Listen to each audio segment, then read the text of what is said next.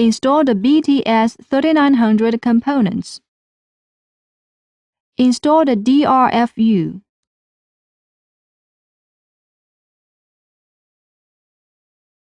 At the four corners of the panel, use 4 captive screws to fasten the module in the subrack. Install the WRFU.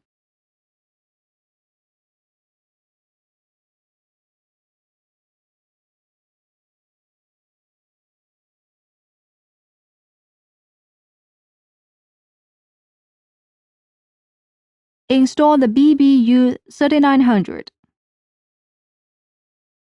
Check the DIP switches on the GTMU.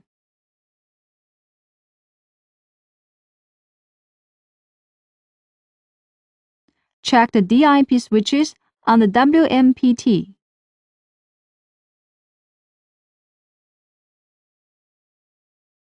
Hold the BBU with both hands and align the holes on each hanger with the corresponding mounting holes of the cabinet.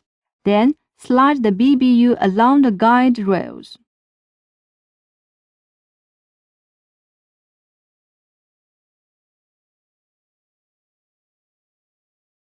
Install the SLPU.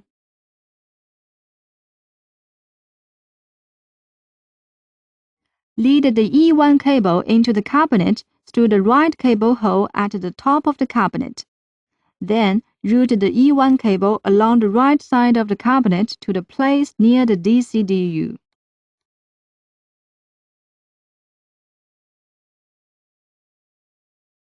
Push the SLPU into the 1U space closely under the DCDU.